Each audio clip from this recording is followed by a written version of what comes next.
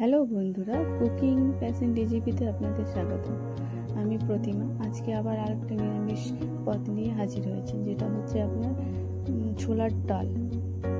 এটা আপনি লুচি পরোটা সবের সাথে আপনার জমে যাবে। এটা হচ্ছে নিরামিষ ছোলার ডাল রান্না। তো ছোলার ডাল আমি আগের দিন 100 গ্রাম ছোলার ডাল ভিজিয়ে দিয়েছিলাম এবং সেটা আমি আগুনে বসিয়ে সিটি দিয়ে নিচ্ছি দুটো।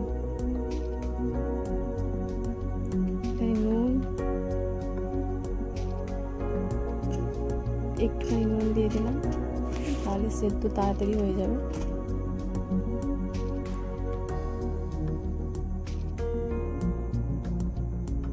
দুটো সিটি নিয়ে নিচ্ছি।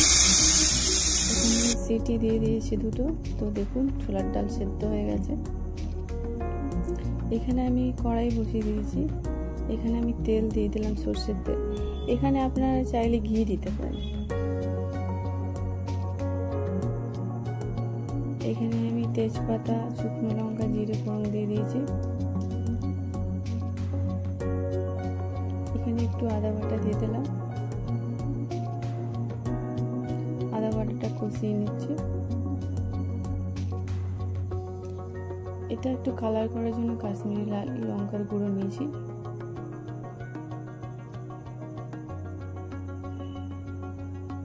একটু চিনি দিলাম। এটা কেন কি, এটা লুচি পরোটার সাথে খাওয়া হবে, তো এটা একটু মিষ্টি মিষ্টি ছোলার ডালটা হবে।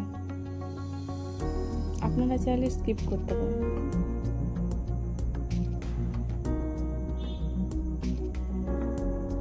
একটু কষিয়ে নিচ্ছি আদার গন্ধটা যাতে বেরিয়ে যায়।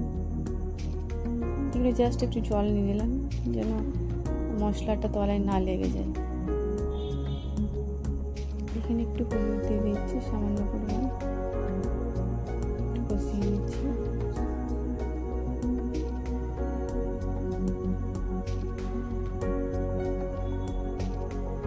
এখানে কাঁচা লঙ্কা দিয়ে দিলাম। আমি এখানে আগে দুটো শুকনো লঙ্কা ফোড়ন দিয়েছিলাম, তো তার জন্য আমি একটা কাঁচা লঙ্কা দিচ্ছি।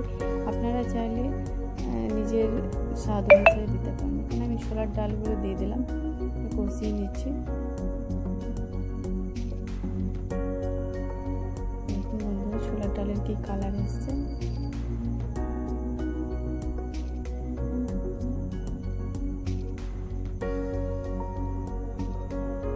চলুন এটা একটু ফুটে যাক। এখানে আমি হালকা পরিমাণ নুন দিয়ে দিলাম। এখানে নুন দেখে নেবেন, কারণ কি যখন আমি সেদ্ধ করেছিলাম তখন একটু নুন দিয়েছিলাম, আর একটু কম হচ্ছিল, তো এখানে আমি একটু দিয়ে দিলাম। একটু ফুটে যাক। দেখুন বন্ধুরা, ফুটে যাচ্ছে। একটু মাখা মাখা হয়ে গেলে আমি এটা নামিয়ে দেবো। এখানে আমি গরম মশলা দিয়ে দিলাম, ঘি দিয়ে দিলাম,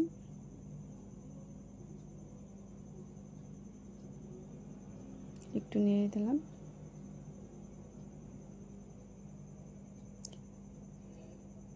এবার ছোলার ডাল রেডি হয়ে গেছে, নিরামিষ ছোলার ডাল।